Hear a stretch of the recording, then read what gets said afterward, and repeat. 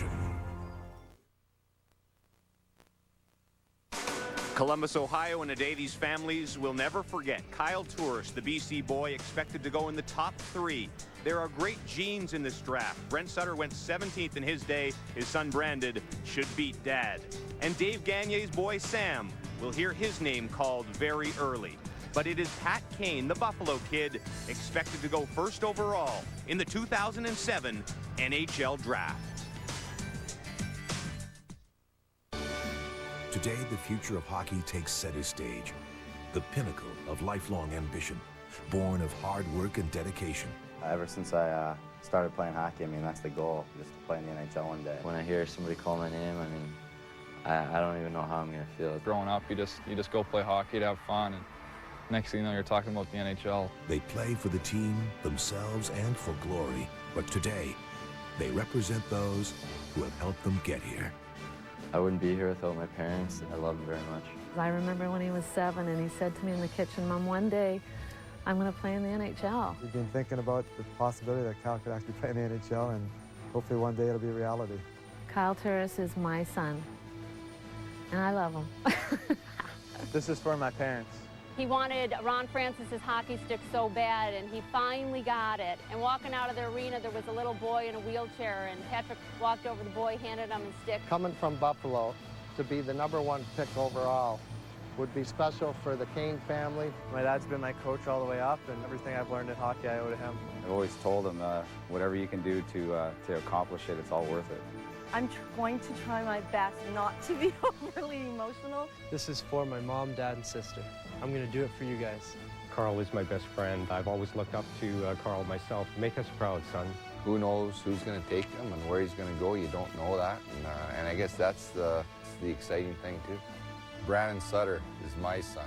She says she'll probably cry, but I hope she doesn't. He's an amazing son, and I love him to pieces, and I told him I'll always be his #1 fan. I'm Patrick Kane's mom. Make us proud, son. I just don't know how I'm going to react, to be honest with you. I'd probably just act like a proud dad. I couldn't be more proud. I'm Sam Gagne's dad. I know my mom might cry. Hopefully not on camera, because that might be a little embarrassing. Today, I'm going to make it to the NHL. Today, I'm going to make it to the NHL. Today, I'm going to make it to the NHL. Today, I'm going to make it to the NHL.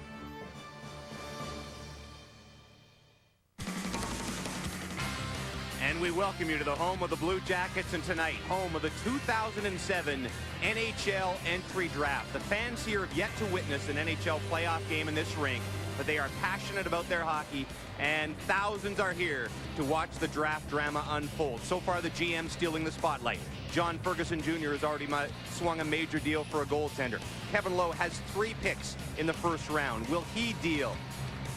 And the Canadians have a pair of picks. What will Bob Gainey do? We'll find out over the next 3 hours as we begin the 2007 draft. And we welcome everyone watching on TSN, everyone watching on Versus in the United States and around the world on tsn.ca broadband. Welcome everybody to the 2007 NHL Entry Draft. James Duthie with you. And a lot of lives will be changed tonight. A lot of nervous teenagers and their families in the stands, but they will not be the only ones donning new sweaters. As mentioned, plenty of trade rumors and already a couple of fairly significant deals involving goaltenders. Let us start with the most recent one.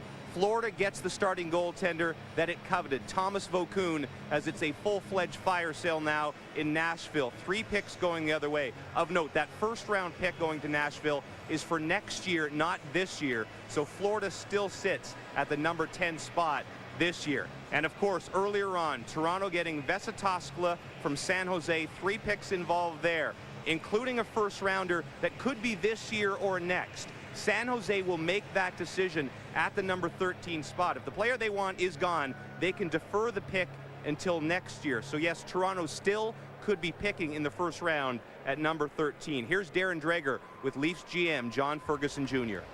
All right, James, thanks very much. John, a year ago at the NHL Entry Draft, you traded for a goaltender in Andrew Raycroft. Today you trade for a goaltender in Vesa Toskala. What was your mindset behind that? Well, I'll tell you, we had a checklist at the end of the year, what we want to address, and one of them was get a better tandem, get more 2 go-to guys in net. We've got that. We also addressed some grit.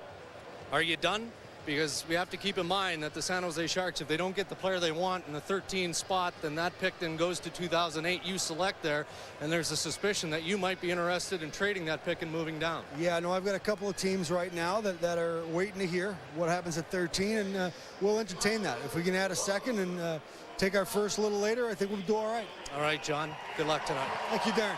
John Ferguson, general manager of the Toronto Maple Leafs, says you can hear the crowd behind me. They're getting set for round number one. Guys, a ton of speculation, including the Toronto Maple Leafs and the Philadelphia Flyers going back to yesterday. The Philadelphia Flyers in contact with the Leafs about the number 2 pick. Paul Holmgren and the Philadelphia Flyers wanted Alex Steen. John Ferguson said that deal isn't going to happen. All kinds of discussion going on between Philadelphia, Los Angeles, and Edmonton. We're going to find out in mere minutes whether or not there's a trade, but I think there's something in the works. All right, thank you very much, Darren. Maybe many things in the works. Pierre Maguire will be alongside analyzing his likes and dislikes throughout the day. Where does the Toronto deal fall? It better work for John Ferguson Jr. and the Toronto Maple Leafs and their fan base and their players, because if it doesn't work, then they've lost an opportunity to build up a lot of depth within their organization.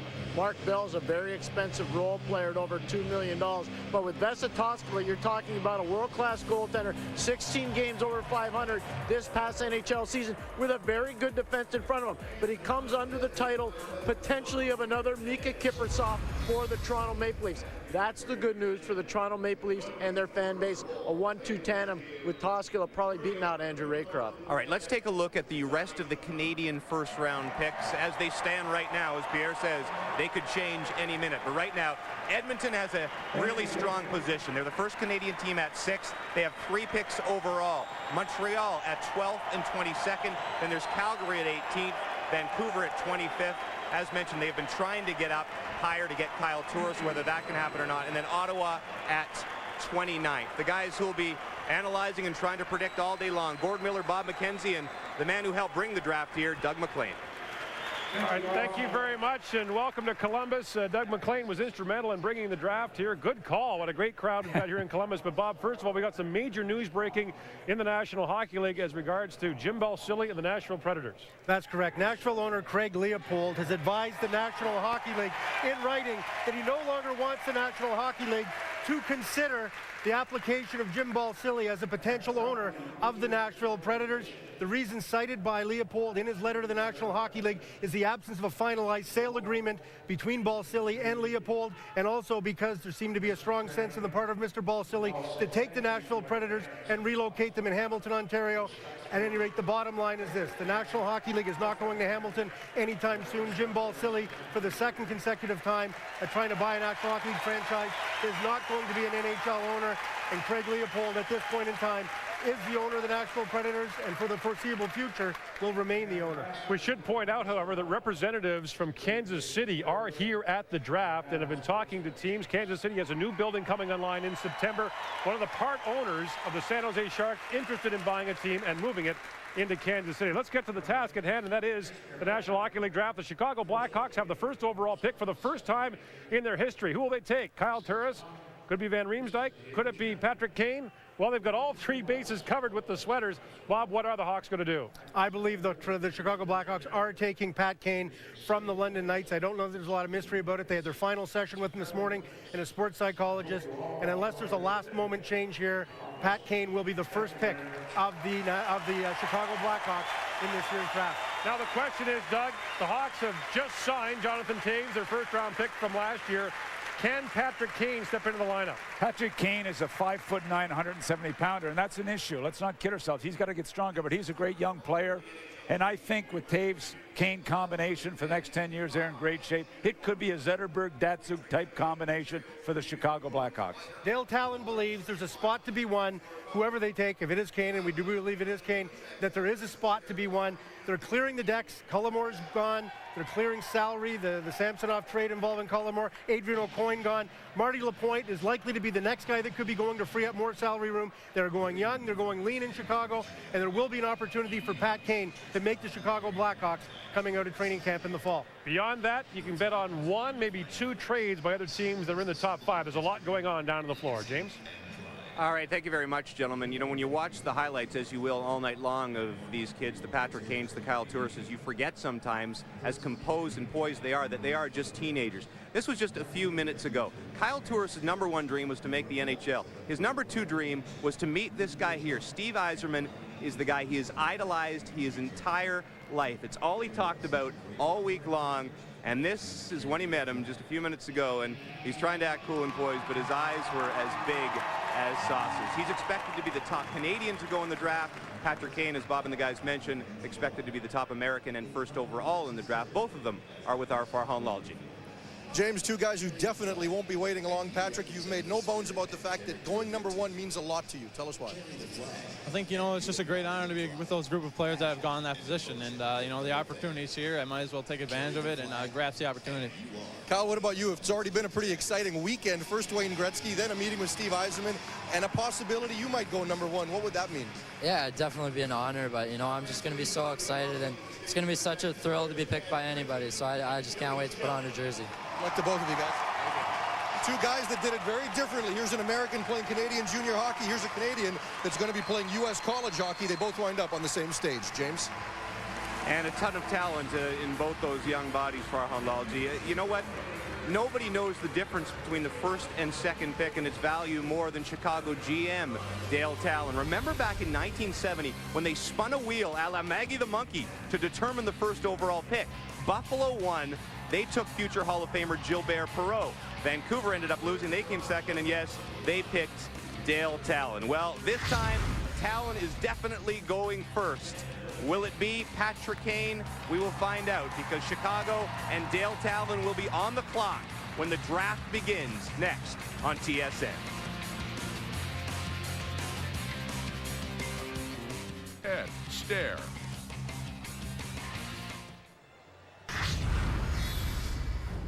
The Boston Bruins select Joe Thornton, the #1 pick in the entire NHL draft, Vincent LeCavalier. The New York Islanders are picking Rick DiPietro, a goaltender from Boston University, as the #1 pick. With the first selection, the Atlanta Thrashers are pleased to select Ilya Kovalchuk. With the #1 selection, we select Rick Nash. We'd like to select Marc-Andre Fleury. And there it is. Washington Capitals are pleased to select Alexander Ovechkin. Pittsburgh Penguins select Sidney Crosby.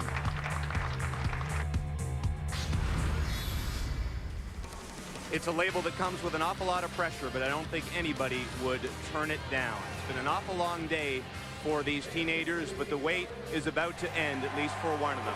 We're about to begin the 2007 NHL entry draft. To start things off, here's Commissioner Gary Bettman.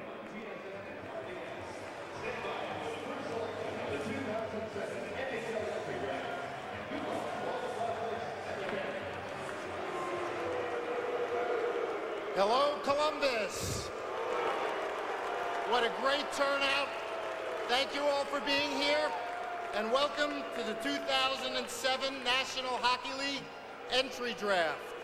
I also want to welcome our viewers on TSN and RDS in Canada, and Versus in the United States, those listening on NHL radio, and those using the internet with NHL.com. This Monday marks the 10th anniversary of the granting of the Columbus Blue Jackets franchise.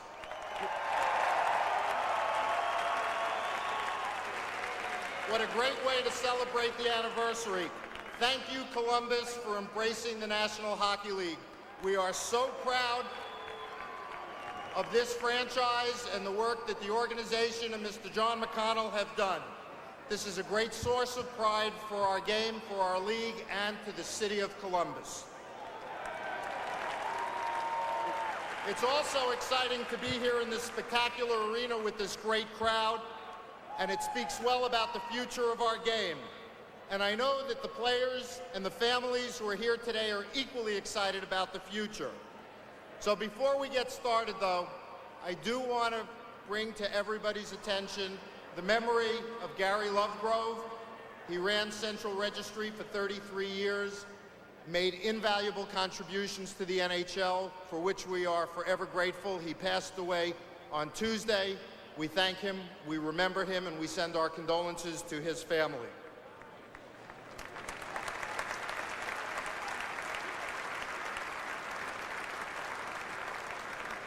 The events of tonight and tomorrow will shape the future for so many young people, for our franchises. There are scouts here who have spent hundreds and hundreds of hours traveling thousands of miles.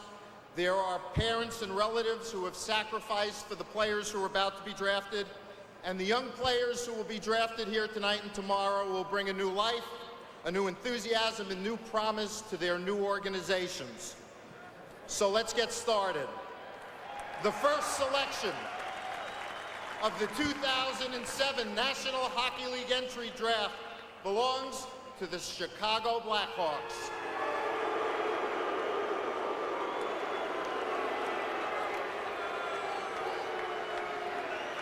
Well, they don't love the Blackhawks here in Columbus. Dale Talon's team will pick in the top 3 for the 3rd time in the last 4 years. But where you have to score goals and be a dynamic player, and they're very excited that Pat Kane is going to be their first pick as head scout Michel Dumas goes up with the sweater in his hand, and general manager Dale Talon has been very busy of late, adding Sergei Samsonov, adding Andre Zuzin, deleting Cullimore, deleting O'Coin, and you're going to make the pick. On behalf of the Chicago Blackhawks, we'd like to thank the Columbus Blue Jacket organization, their great fans, and the wonderful city of Columbus for their great hospitality.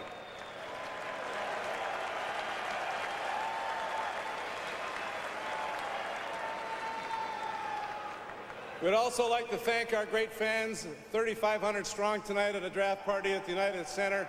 We thank them for their support. This historic pick, the first time ever the Chicago Blackhawks have had the first pick, and we proudly select from the London Knights, the Ontario Hockey League, Patrick Kane.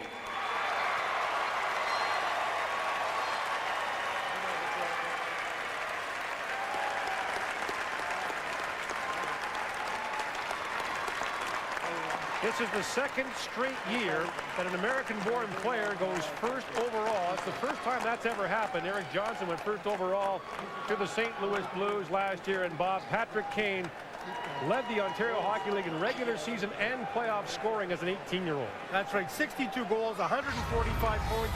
But what really impressed the scouts and what really made a difference was that he dominated at the World Junior. It's so difficult for a draft-eligible player to be a dominant player at the World Junior Championship, but Patrick Kane did that to a higher level than Alexei Cherepanov or any of the other players, James Van Riemsdyk, any of the other draft-eligible players, and that's really what made him the #1 pick in the books of most teams in the National Hockey League. Wouldn't you say, Doug? Yeah, and this is a player that makes other players better. The size has not affected him at any level he's ever played.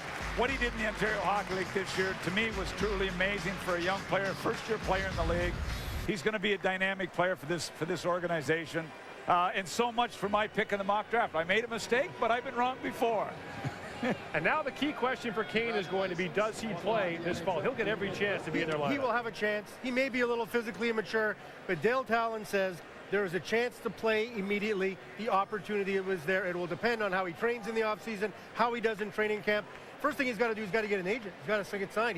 He might be the only player in this that we see drafted in this first round has not selected a player agent as of yet. Said that the agents were knocking on his door a couple of years ago when he was 5'6". And so he's not in any hurry to pick anybody. There are concerns about the size, though, guys. I talked to one scout who said he's very skilled, he's very smart, and he's very, very small.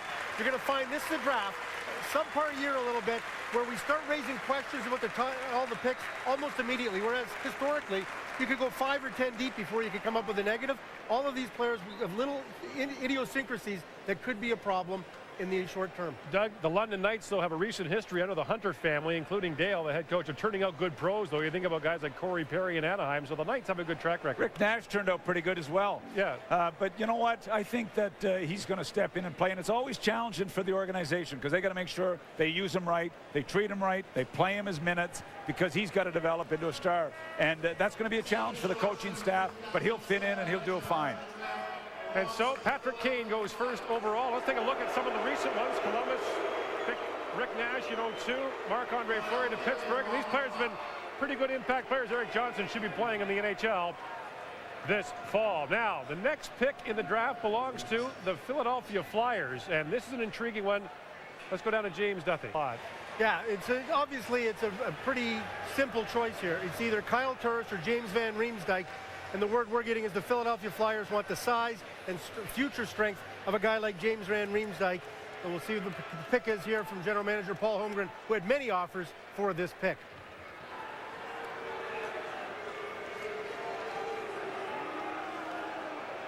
On behalf of the Philadelphia Flyers, I would like to thank the Columbus Blue Jackets and the City of Columbus for their hospitality this week. We've all had a wonderful time. The Philadelphia Flyers are proud to select with the second pick in the 2007 entry draft from the U.S. National Team Development Program, James Van Riemsdyk. So American-born players go 1-2 in the 2007 NHL Draft. The Flyers with their highest pick since they took Mel Bridgman first overall back in 1975. They take James Van Riemsdyk. What are they getting, Bob? They're getting a big guy who should be a power forward in the National Hockey League. Gets hugs from his family, his dad Franz, his mom Allison, his brother Trevor, his sister Brenda. This is a big physical hockey player, but he has yet to fill out. He's only 200 pounds, 6'3". He's going to be 220, 230 by the time it's all said and done. He's got the ability to score goals. He's got a high skill level. The question people wonder about is how nasty is he? How mean is he going to be? But certainly all the elements are there for him to have that power forward game. Some people have compared him to Rick Nash. His in-tight play, his hands. I'm not sure he's Rick Nash, and the big question for me is, will he be physical at the next level in the NHL? But this kid has taken some great strides in the last year. Watched him a lot in the under-17 program. He's a good, strong, solid NHL player, and they've got a good player here. He's off to the University of New Hampshire next year. Some scouts wonder about that. They have a very big ice surface, biggest ice surface I've ever seen, the Whittemore Center. We call it Lake Whittemore at University of New Hampshire. It's so big. Will he be able to play the power pro game on such a big ice surface for Dick Umail and the University of New Hampshire Wildcats? He's thrilled about going there. The Brampton Battalion of the Ontario Hockey League own his rights and would like to put a push on to get him. But I talked to the young man, Van Riemsdyk, and he says there's no question about it. He is going to the University of New Hampshire. No questions about it. So the fans here chanting USA, USA. And as Gord, you point out, back-to-back Americans, 1-2 in the NHL entry draft, the first time that it's ever happened. Well, quite often when you get picked in the first round, you go to a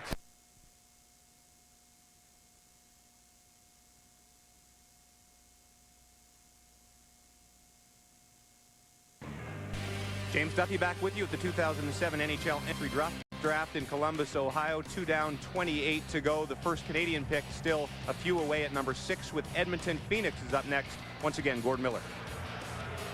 Well, back in February, the Coyotes were playing a game in Vancouver. The night before they played, Wayne Gretzky and the entire team management went to a Tier 2 junior game in Burnaby, British Columbia, suburban Vancouver, to watch Kyle Turris play for the Burnaby Express. They caused a near riot at the rink that night. They lined up at the box office to buy tickets, and they managed to hustle him in the back door. And now it's Gretzky's team and his turn to pick at number 3. You got to think it's Turris. You would think so. It may cause a near riot in the Turris family if he gets to go to Phoenix, because Kyle Turris has been thrilled at the prospect of getting hooked up with Wayne Gretzky and the Phoenix Coyotes.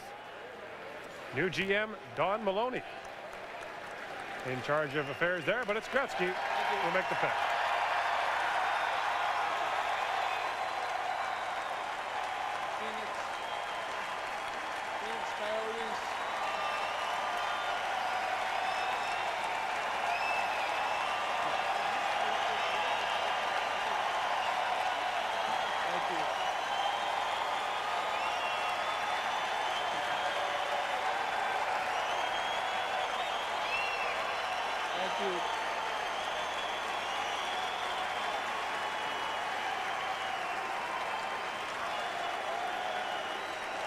Thank you.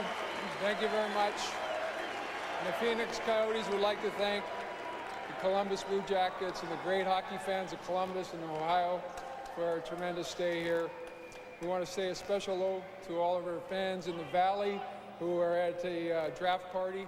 And the Phoenix Coyotes are thrilled to announce from the BC Junior League, from Burnaby, Kyle Turris.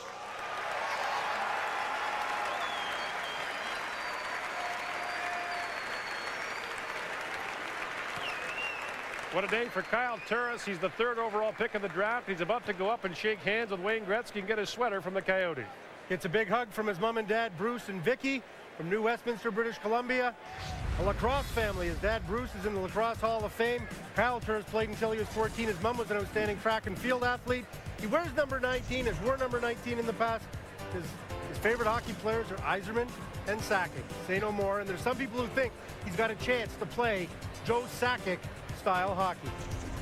Well, I'm telling you, they're going to be pretty excited in Phoenix because when I was talking to Wayne earlier, they wanted this guy bad. And just get his physical maturity about him. Phoenix has 2 first-round picks. That is the first that he's standing by with our James Duffy. All right, thank you very much. Well, Kyle Turris, you look pretty darn good in that sweater. Are you going to Wisconsin next year? How long until you see yourself playing for the Phoenix Coyotes? I'm not sure. I mean, I'm going to take it year by year, and I'm going to be listening to the team to let me know. But I mean, I'm so excited right now. I can't wait. Wayne, Gord talked about the trip you guys took down with the members of your Phoenix Coyotes front office and watched Kyle Turris play. Was that the night you decided you wanted this guy? Oh, no, we watched him all year long. You know, our staff was able to keep a pretty good eye on him. It just happened to work out that he was playing that night, and I got a chance to go watch him play. And listen, he's a tremendous young man. He's got a great future, and we're thrilled to have him in Phoenix. Wayne, I want to tell you something, though, and I don't know if you knew about this before the draft, and I don't know if it would change your mind, but are you comfortable having a guy on your team that still goes to school with a Batman lunch bag? As long as he can score goals, I don't care what the lunch bag looks like. We should probably tell this story, Kyle. You're a big Batman fan, and what, did you do this as a joke, or? Yeah, you know, I think everybody's taking it a little too serious. It was a joke with my buddies, and all of a sudden it's on the big scale. But I mean, it's nothing really. All attempts to embarrass you on national television, that is what we do. Wayne, you have not taken a Canadian in the first round since Chris Galanos back in 2000. Did you feel the need after Anaheim, with the most Canadians in the NHL won the Cup, to Canadianize your team? It worked out that way today. Listen, you take the best player available, and in this day and age, the world's so small with Europe, the United States, and Canada, players getting better all the time. Listen, I'm proud to be part of Team Canada, and I'm glad he's Canadian. He's coming to our team. But those 2 other guys who went to Philadelphia and went to Chicago, they're great hockey players too. One more chance to embarrass Kyle. When he was a kid, he didn't always want to be a hockey player. His dad was an economist as well as a lacrosse player. Kyle didn't have the language too well done in his early years and started running around. People said, "What do you want to be?" He said, "I want to be a communist when I grow up." He's an NHL hockey player with the Phoenix Coyotes. Here's Gordon Miller. All right, thanks very much, James. Now the Los Angeles Kings, they'll pick 4th overall. Their first top 5 pick since 1997. They took Olli Jokinen that year. Dean Lombardi is the general manager of the Los Angeles Kings. They underwent a major shakeup halfway through the year. A number of their scouts were let go. Lombardi has a history, Bob, of going off the board back to his days as the GM of the San Jose Sharks. Well, that's right. Dean Lombardi. Now, a lot of people are wondering, will they go for the Russian player? We should get Alexei Cherepanov's name out there. He deserves to be a top 5 pick on talent, but will he be selected? We'll find out from Dean Lombardi here.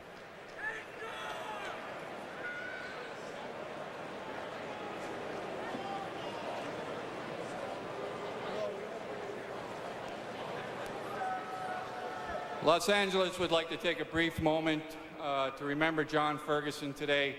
John couldn't be here, but as long as hockey rinks stand, John Ferguson will always stand. People like John Ferguson are hockey.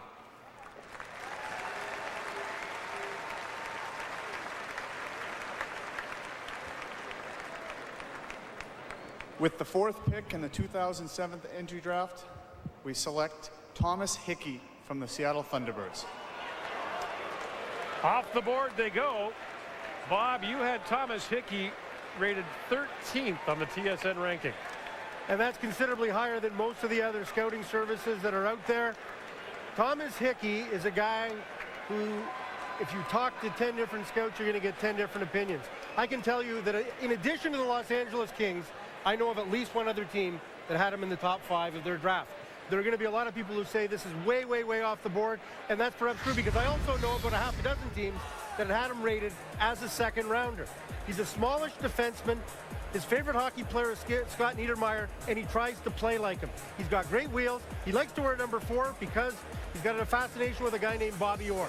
Now, he's obviously not Bobby Orr, but this is a guy that put up considerable points for the Seattle Thunderbirds, 9 goals, 50 points, but this is considered a surprise at this point.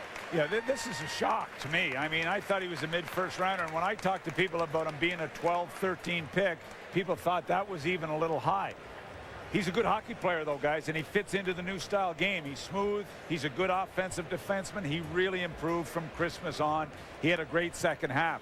But to me, in this slot, I'm shocked. Calgary native. He's from Calgary and plays in the Western Hockey League. And Lombardi has another history, that is taking players from Western Canada. Well, Carl Alsner is the consensus #1 defenseman. A big, rangy, stick-on-stick, stick-on-puck defenseman who can skate with a good shot from the Calgary Hitmen. He would be on 9 out of 10 scorecards, would have been the #1 ranked defenseman in this draft, and he doesn't go #1. But you know what, with Dean Lombardi also, a lot of times he went out of the box in San Jose, but we have to go back and say, how did they do? And you know what? They made some great selections. So going out of the box has not been bad for Dean Lombardi because he did a great job building the San Jose Sharks. Hickey was ranked 26th among North Americans by Central Scouting. So if you project in Europeans and then goaltenders, that generally puts you late in the second round of the draft. But Hickey goes 4th overall. Here's Darren Dreger. Gord, I can tell you this much. There was tons of speculation as to whether or not the Los Angeles Kings would hold on to the #4 pick.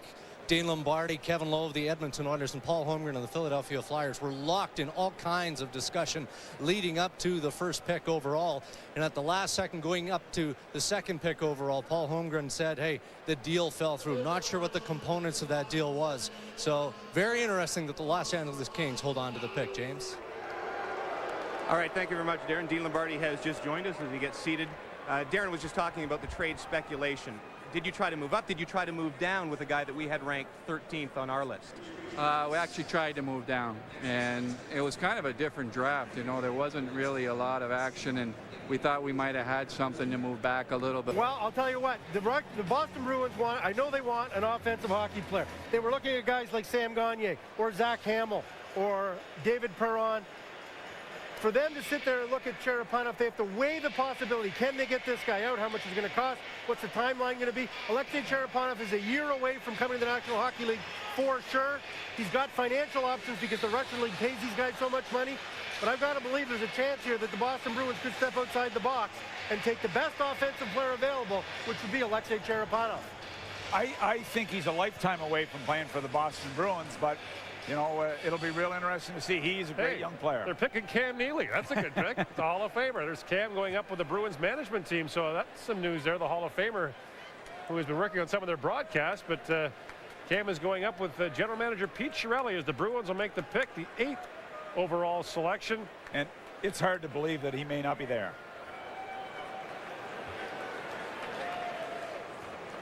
First, I'd like to thank the City of Columbus and the Columbus Blue Jackets organization for your great hospitality. Thank you very much. Secondly, I'd like to say hi to our fans at the draft party at Jillian's back in Boston. We appreciate your support. Thirdly, I'd like to congratulate the Anaheim Mighty Ducks for their Stanley Cup championship this year.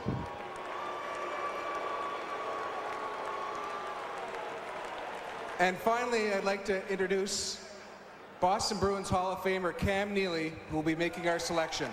Cam. Thank you. Boston Bruins are proud to select from the Everett Silvertips, Zach Hamill. Zach Hamill was ranked 16th on our TSN list. He was rated 9th among North Americans by NHL Central Scouting, and he is selected by the Boston Bruins. I had his general manager Doug Sotar tell me today he thought he was going to go in the top 10, and I said I was a little surprised by that, but this is a good young player. He's a big-time player in key situations, big-time goal scorer in overtime situations, and so on. Now, meantime, Cam Neely, Vancouver native, and so too is Zach Hamill. So I'm sure Zach knew Cam growing up. I'll tell you what, it's a big day for BC. You've got Kyle Turris is gone. Alsner. You've got Alsner from Burnaby, and now you've got Zach Hamill from Port Coquitlam, British Columbia. This is the Western Hockey League scoring championship, but it comes with a bit of a caveat. It is the lowest point total in the Western Hockey League to win ever. 93 points for Zach Hamill. 32 goals, 93 points. Now, keep in mind, he played for Kevin Constantine. Kevin Constantine's goal in life, his idea of a perfect game is to win 1-0. A blowout for him is 2-1. But Zach Hamill understands that, and he's a guy who is a pure offensive hockey player who has had to learn to play the defensive game in junior hockey. And now that Kevin Constantine's gone, the new head coach is John Paganik, who was the associate coach in Everett, and he wants to open things up a little bit, but only a little bit. So Zach Hamill knows what it's like to play on both sides of the puck. And his father was one of the famous Canadian Canuck skiers, so his skating is a little off in his game, but obviously, let's hope he becomes as famous as his dad. We've talked about all through this draft the knocks on players or criticisms or things that aren't quite right with some guys. The size of Zach Hamill is going to scare some people off. He's 5'10", 180 pounds. We're seeing a lot of that in this first round. And what Doug just alluded to is also a bit of a concern, and that is the speed issue. For an offensive hockey player, he does not have dynamic breakaway speed. He could well end up being a power play specialist in the National Hockey League, but he is as gifted a playmaker, and he's got smarts, unbelievable smarts in this draft. And he puts on the Bruins' new uniform. That is the uniform the Bruins will wear at home this year, reminiscent of the Bobby Orr days with the shoulder patches. And so the Bruins, another team, unveiling a new sweater here at the National Hockey League Draft. James? All right, Gord. This is Doug Wilson from San Jose.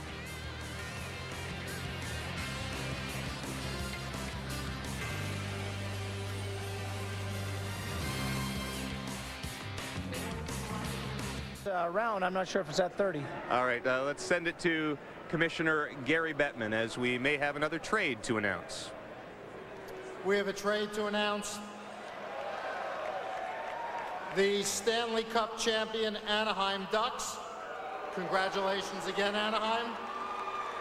Trades the number 16 pick in this year's draft to Minnesota for picks number 19 and 42 this year.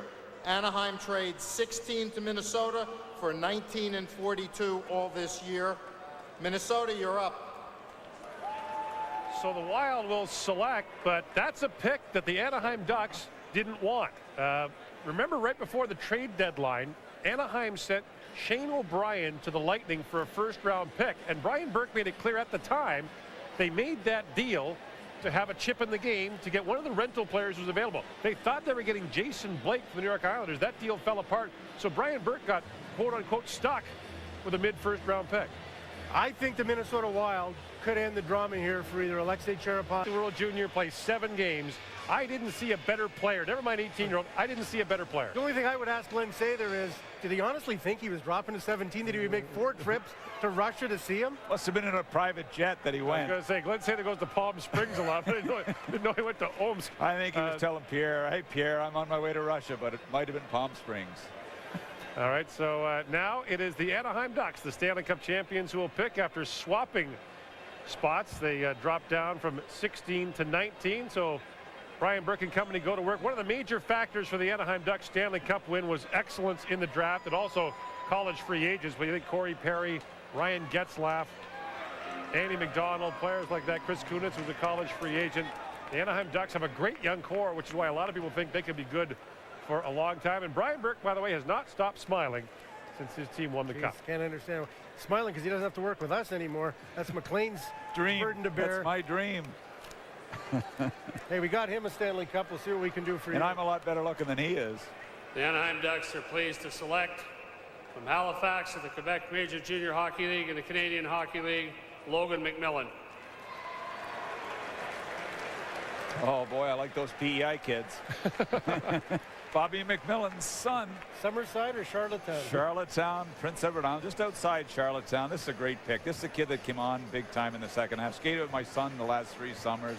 And hey, this is a quality kid. And you got to like the fact he's from Prince Edward Island. Works for you, Doug. Son of a former National Hockey Leaguer, of course, Bobby McMillan, and his uncle Billy played in the National Hockey League as well.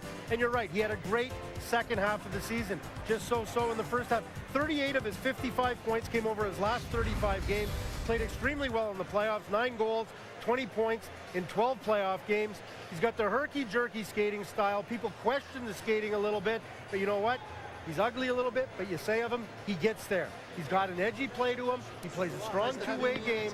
and he's the kind of player that would fit in very well with a Randy Carlisle-coached hockey team where he plays aggressive, he's got some edge, had great chemistry with Jakub Voracek on the top line for the Halifax Mooseheads. And he reminds me big time of Paulson in Anaheim. The way Paulson played, and we know how important Paulson was to the Anaheim Mighty Ducks run, and he plays a similar style game to Sammy Paulson.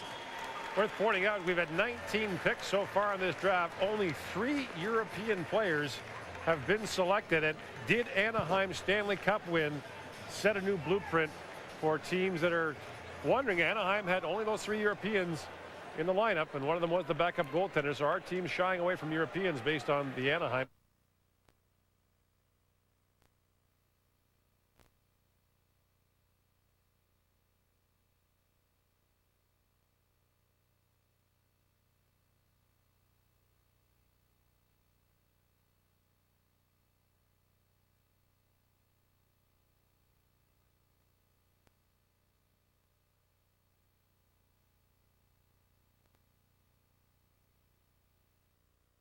So he has no but to go out and prove him wrong. Boomer.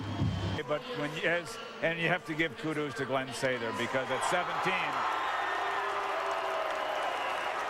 it's a great pick at 17, and we can't, that's what happens when they slide. Let's go to Farhan. We're standing by with another proud father, Bob McMillan, not only to get drafted in the first round, but from to get drafted by the Stanley Cup champions. What does that mean? Oh, I mean, it's just awesome. I don't know who was smiling more, Logan, when he was name was announced, or myself. But I mean, we as a family, we're real proud of him, and he deserves it. Congratulations. Thanks so much. This guy scored 108 goals in 78-79. Could his son do the same? Let's go to James. Yes, Father's Day 5 days late. The 4th father-son combination in the first round. For the record, all Brian Burke's boys want to be GMs, right? Not hockey players. That's right. I'm a little disappointed. It's not moving up for the Prongers or the Sedins, 16-19. Did you know you could get this guy there? Well, we were waiting to see what happened before we made the trade. We really like this player through the year and through his interview process. We like the bloodlines. We like the character. Does lots of things well, so we're excited. Handicap the chances for me of A, Scott Niedermayer, B, Teemu Selanne being in your lineup this fall. Well, I don't know yet. I think they're in very different circumstances. Certainly both players we are leaving alone. We've told them they've earned the right to make this decision without any time constraints, and we'll know when you guys know. Yeah, but that's a lot of salary. If Scott was to retire, wouldn't it be nice if he did it now, so you had all that salary cap space and you could be a big player in free agency? I mean, you're seriously going to say, whatever, if it's August 20th, that's fine with me? Well, I can't replace Scott Niedermayer. I know that. Going into free agency, you look at the list of names, I can't replace him. So I told him, I can't replace you that date. We can do things, we didn't give up any assets to get him. He signed as a free agent, so he can take his time. Is it safe to say you would have not taken Alexei Cherepanov if he fell to you? I think I know the next question. I think I know the answer to that question.